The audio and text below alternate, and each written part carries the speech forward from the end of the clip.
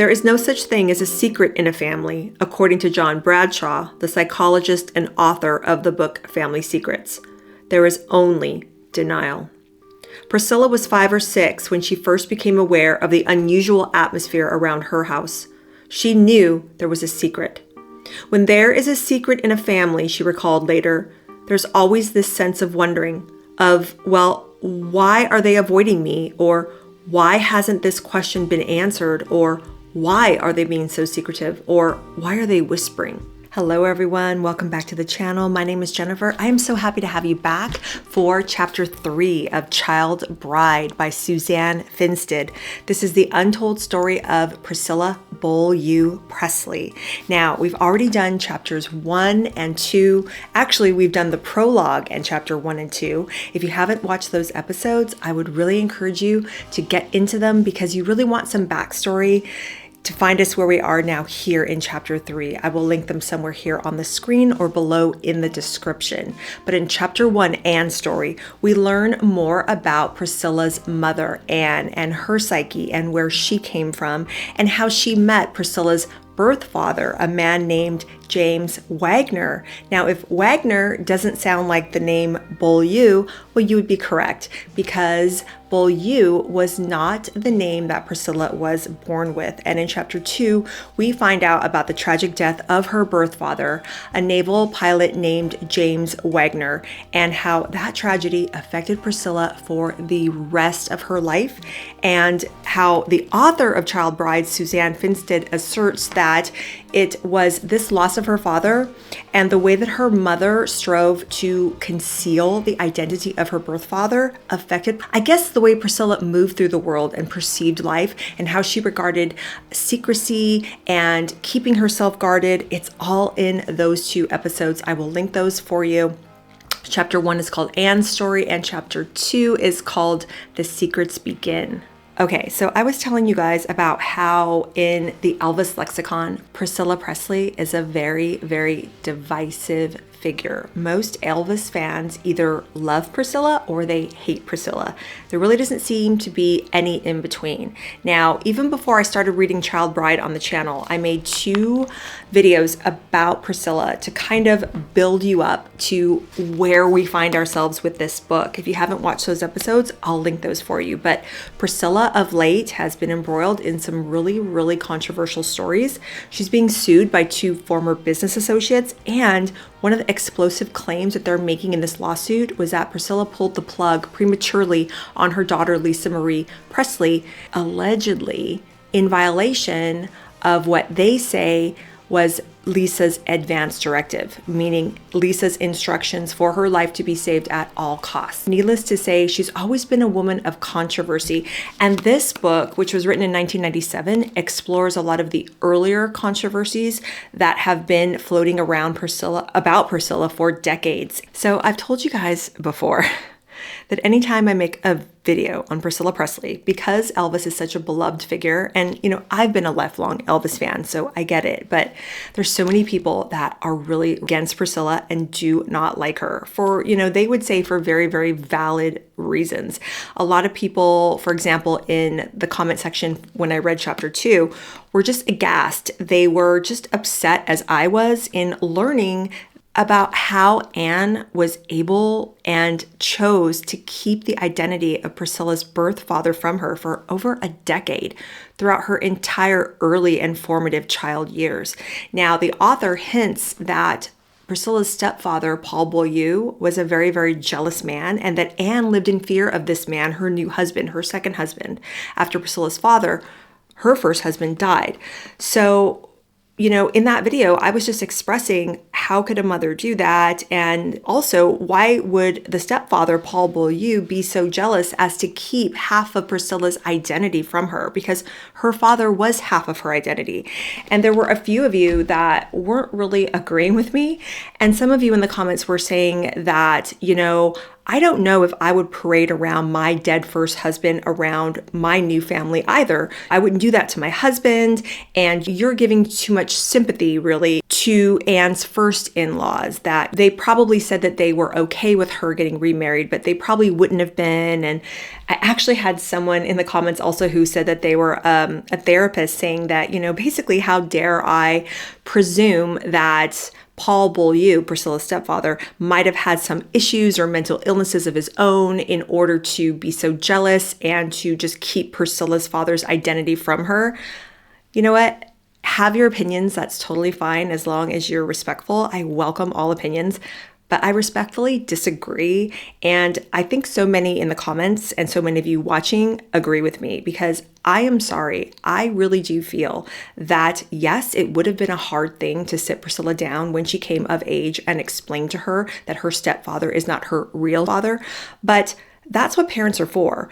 Her mother and her stepfather were there to, or should have been there to, help her work through that trauma, to celebrate the legacy that was her real birth father, to tell her that she didn't do anything wrong. There was nothing to be ashamed of. This is who her father was.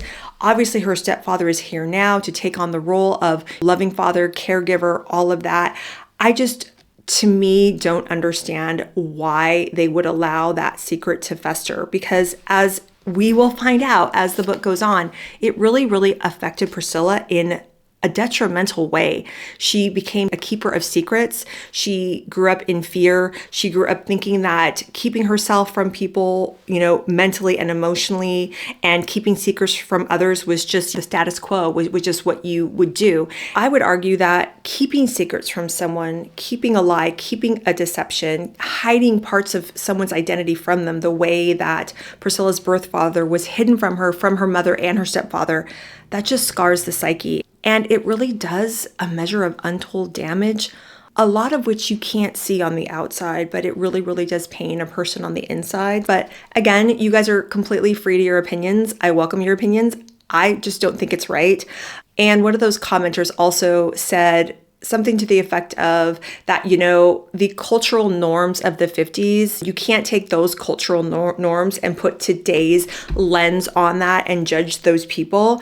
I don't think I'm doing that so much as I'm just projecting what I feel is correct morality. What is right in the 50s and what is right now is what is right. You don't want to lie to a child about where they came from, and you don't want to set a child up for that fall when they eventually do find out where they came from, and they're going to want to know why, and they're going to want to know, why was that kept from them? Is it something that they should be ashamed of? It's just like a whole different house of cards, in my opinion, when you lie and when you deceive. Yes, it's the hard thing to do, but it would have been the right thing to do. And I think that me saying that in the year 2026, it's just as applicable now as it would have been back then in the early 1950s. So that's just my take on it. If you want to know what the heck I'm ranting about, go back and watch those 2 episodes. But we need to get going on chapter 3, and this one is going to be called Little Girl Lost. And as we get further into chapters 3, 4, and 5, I think if you hang with me here, you will see why I take such a strong stance against what Anne and Paul Beaulieu did to Priscilla, because I really do feel that they did scar Priscilla in keeping the identity of her birth father from her for so long. And as we get into the chapter, you'll see how that affects Priscilla, how she views people, how she sees who she can trust and who she can't. It's all just very tragic. And Priscilla is a human being that had something very, very tragic happen to her in her childhood. And someone was like, well, it's just a name change. And I'm thinking, well, it's not really a name change. And it's not like they were keeping an actual person from her. They were keeping a memory from her. That is how threatened Anne and Paul Beaulieu were about Priscilla's birth father, James Wagner. As we've seen in the book, Anne loved Priscilla's real father, her first husband, with all of her heart and soul, it seemed like. And Anne was forced to deny that part of her identity too in marrying Paul Beaulieu. And the author, and rightly so, I think, asserts what was going on in that marriage. Why was Anne so fearful to hide the identity of Priscilla's true father. What? Because of Paul's explosive anger? I mean, obviously Paul's not around to defend himself. Obviously, I'm just going by what we are reading in this book. But I want to point out something very, very important before we move on. I know I'm babbling a lot, but stay with me. The author of this book, Suzanne Finstad, was never sued. Let me say that again. The author of Child Bride, Suzanne Finstad, was never sued. She was never sued by Pricilla Presley, nor was her publishing company sued by Pricilla Presley. And if you watched those 2 videos I did on who is the real Pricilla Presley, you will see that Pricilla Presley is a very litigious person. She will go after somebody that she feels is threatening her, namely her good name, and she will threaten them with a lot of legal clout, but never sued or threatened the author of this book. And I have a video that I put out about how Priscilla never sued the author, and also people that are out there in the online space criticizing this book and the author, basically calling both of them frauds. And I go into all of that. So I will link that video in the description as well, because I think it's very important to put that out there before we go further into the series. Why I feel that this book is a truthful and accurate representation of who Pricilla Presley is. This author worked for over 2 years and interviewed over 300 people. This book was vetted by the legal departments of the publishing company, so I think it's very, very important to just point that out. But I've rambled on long enough. Let's get to chapter 3. Okay, I have my glasses on because this mama needs to see what she's reading. Okay, here we go. This is chapter 3, and it's called Priscilla, Little Girl Lost. Outwardly, Priscilla Ann Beaulieu was a typical 6-year-old. She started first grade in New London in September of 1951. Her father had advanced to the rank of captain in the Air Force. Her mother tended the family. She adored her little brother Donnie, almost 2. The inner Priscilla, however, the Priscilla no one knew, was in turmoil, haunted by flashbacks to an earlier childhood that seemed both familiar and strange. Reoccurring visions of her mother in church, on a stage, recollections of time spent with her grandmother Iverson while her mother was working and her father was nowhere around. All of these were pieces of a hallucinatory puzzle that Priscilla couldn't put together, parts of a past denied. The flashbacks confused and tormented her, but she kept them to herself.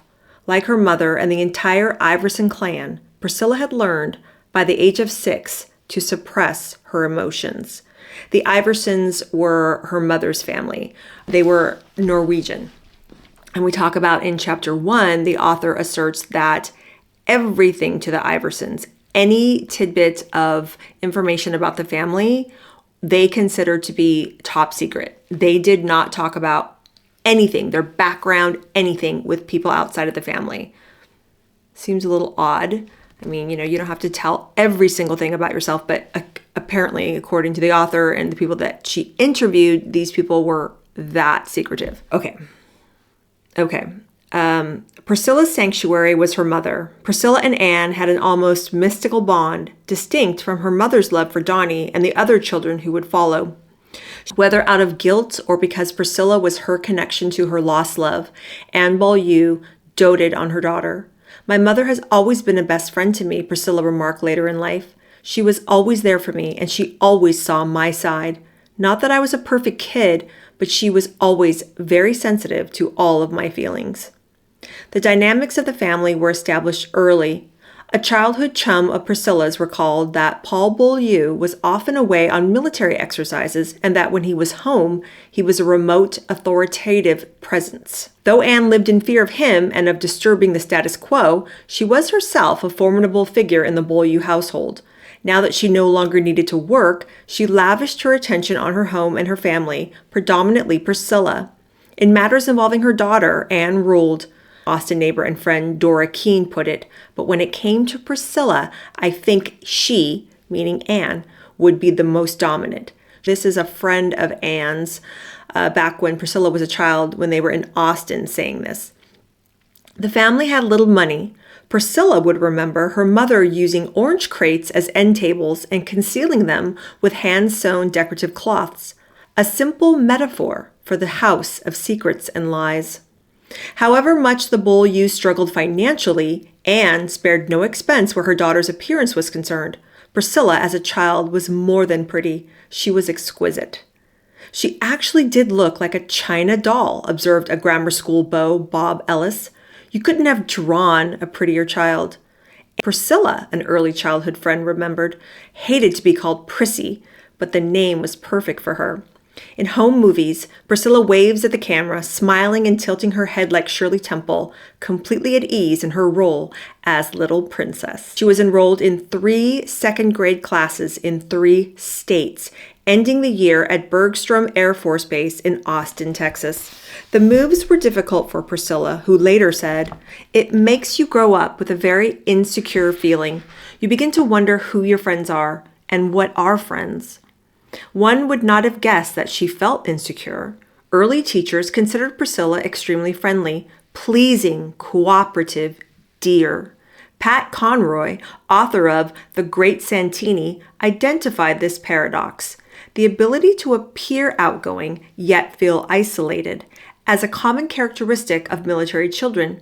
They can engage anyone in a conversation, he wrote, become well-liked in a matter of seconds, yet there is a distance, a slight shiver of alienation, of not belonging. Priscilla's beauty exacerbated her growing sense of alienation. She was considered the prettiest girl in school, she later wrote in her memoir, the one who was always stared at. She had no girlfriends, even though people remember that she was nice to everyone. She was living in her own little private world, recalled her later boyfriend Michael Edwards, who talked to Priscilla about her childhood. You could see it in her eyes. Priscilla, from her earliest childhood, was a boy's girl. She had the instincts of a born coquette. There were always boys around Priscilla, even when she was 5 and 6. I don't know how her parents could have missed that from the time she was a couple days old, but they were going to have to watch her very carefully, a school friend Linda Williams would say.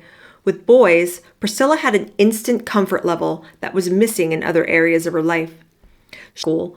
Her almost angelic demeanor concealed a conflicted and troubled psyche, and the rare beauty that defined Priscilla also confused her. She was aware, even as a small child, that she only slightly resembled her mother. "I had nothing of my father," she remarked later, "nothing." You start thinking, well, I'm different. There's something wrong with me, but why am I different? Why don't I look like them? Why am I different in looks than they are? She had the odd, unsettling suspicion that she was from another family. Priscilla could feel it.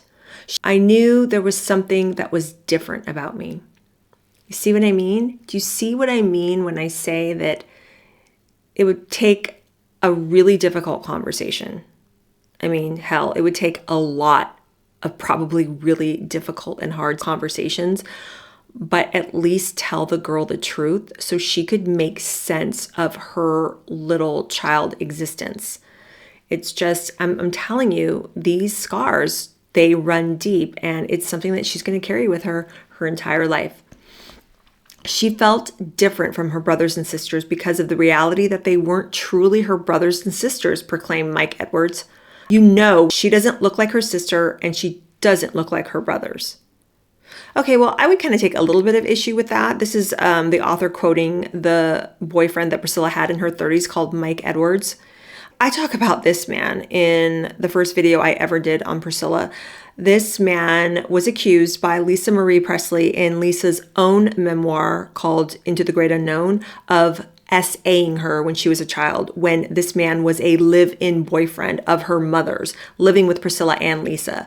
So, yeah, I have a couple of issues with this man, but here in this chapter, I mean, to say that, you know, they weren't truly her brothers and sisters, well, they shared a mother. That's not really a very nice thing to say. I mean, you share half of your DNA with those children.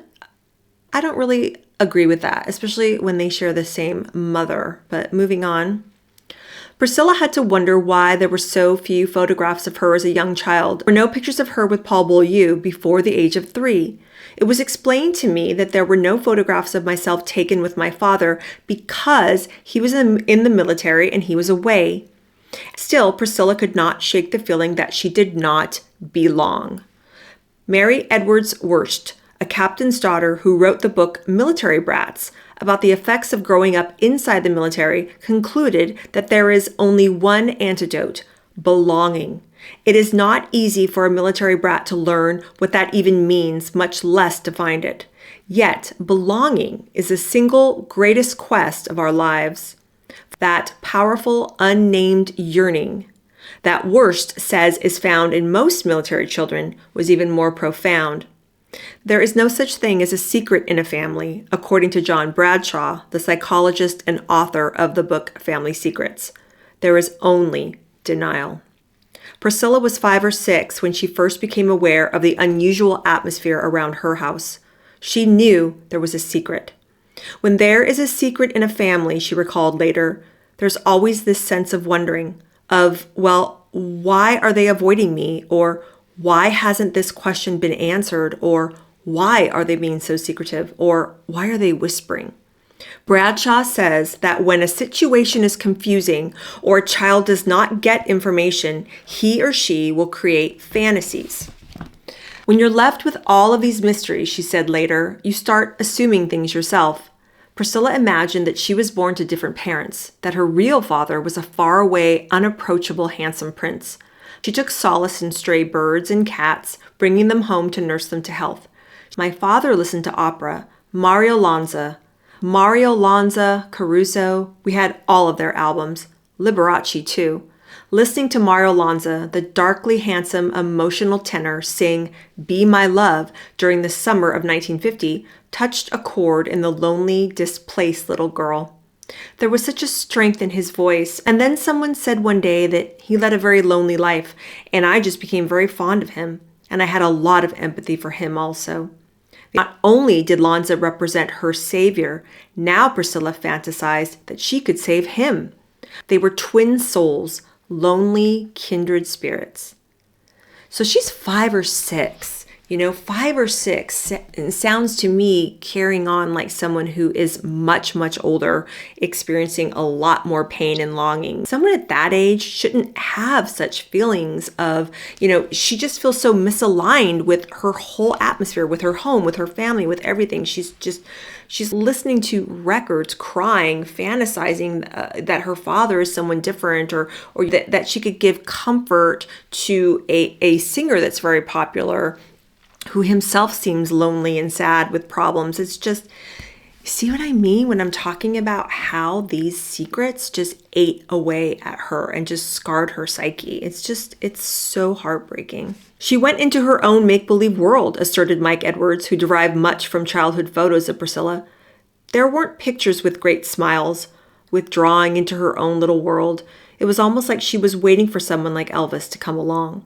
So this is Mike Edwards, the boyfriend, when Priscilla was in her 30s, talking about looking at pictures of Priscilla when she was little, saying, she just always looked lonely, far away looks. And that was someone that knew her well. Apparently they lived together or were together for years and years. She was with him for like 6 or 7 years or something. So I'm sure he knew the real Priscilla for sure.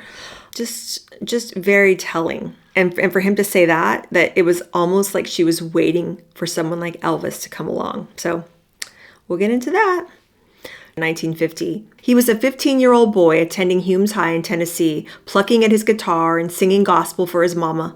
Like Priscilla, Elvis was a lonely child, unusually attached to his mother, with a powerful affinity for Mario Lanza. For Priscilla, Mario Lanza represented a powerful longing, a yearning for something she could not identify, the father she never really knew. There was something else that set Priscilla apart as a child, something more than the recurring flashbacks, the feeling of belonging to another family. Priscilla Ann Beaulieu was seized by an odd presentiment that something extraordinary was going to happen to her. I just knew that there was something that was going to happen in my life that was going to be very big, and it was going to create a big effect on me and my family. Time and events, of course, would prove her right. So that is the end of chapter 3. Let me know what you think down in the comments below. Again, please keep everything respectable. Most of you guys always do, and I do so appreciate that. I am so grateful to have you guys as a community. I am so grateful that you are enjoying this book as much as I am, and I can't wait to get back to you with chapter 4. And chapter 4 is going to be called Fantasies of Elvis. So I will see you then. Take care and have a wonderful day. Bye.